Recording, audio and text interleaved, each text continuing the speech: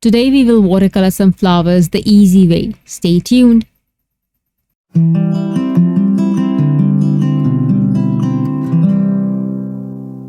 Hello and welcome to Creative Coloring with Erum. I have a floral watercolor card to share with you today, and I have used loose watercolor technique to color my images, which is a super easy and relaxing way to color. I will use the Paint a Flower Modern Pink Dianthus Outline Stamp Set, and I will heat emboss this in pure white embossing powder on A2 watercolor cardstock by Tasneem. Please remember to prep your panel with anti-static powder before heat embossing. I will color the images with the Artist Watercolor 24 pan set. First, I will apply water to the image, and then I will apply a diluted pigment of Tea Party watercolor. I will spread this to the tips of the petals. This is going to be the first layer of the flower and is going to be super light.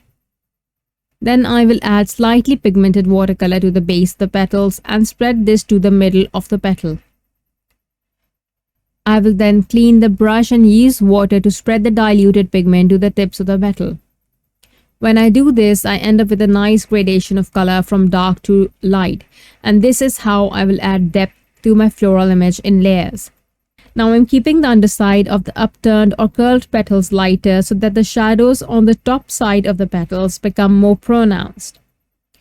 You can keep the colors as light or as dark as you want, but keep this in mind that if you want the shadows to appear more prominent, keep the highlights lighter.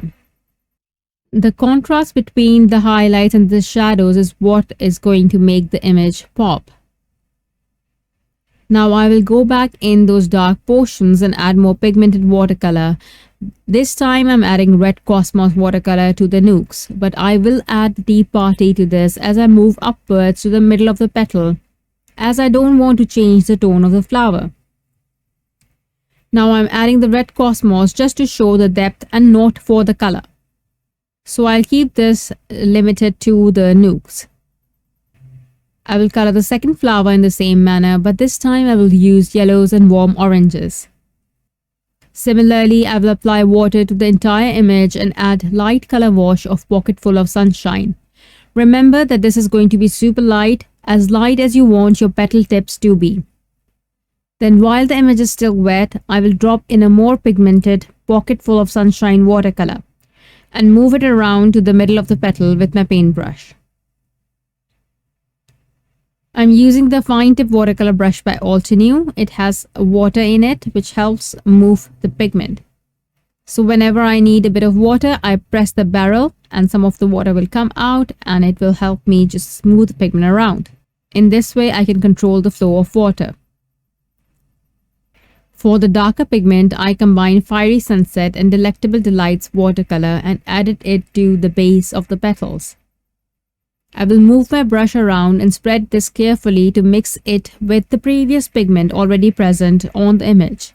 You can see that my image is still wet, so it's really easy to do this, and the result will vary each time you try this technique because it depends on how much water there is on the image and how the paint will flow with the water. That's why I love loose watercolor. To create my green, I mixed Rainforest and Delectable Delights watercolor and applied a light color wash to the leaves. Then I added a more concentrated pigment while the first layer was still wet and let it spread on its own. You can use the green already in the pan set and you don't have to create your own shade of green, but I really wanted to do some experimenting this time. I realized my pink flower needed a bit of oomph, so I went back in and added a more concentrated pigment of Tea Party and Red Sunset as stippling just to the nooks, and then I softened this with leftover yellow pigment on my palette. This doesn't show much. I added very light concentration of it, but it did add a yellow tone to the petals, and I think it looks really nice. Once dry, I will use the white watercolor from this set to add splatters to the image. This won't show much after drying, but it will add a bit of texture to the coloring. Off camera, I fussy cut the images and now I will add black splatters to the card front. The circular disc you see is black watercolor pan from the Essential Watercolor 12 pan set. I will stamp the sentiment in Obsidian ink and then adhere the images directly with liquid adhesive and cut off the overhanging bits.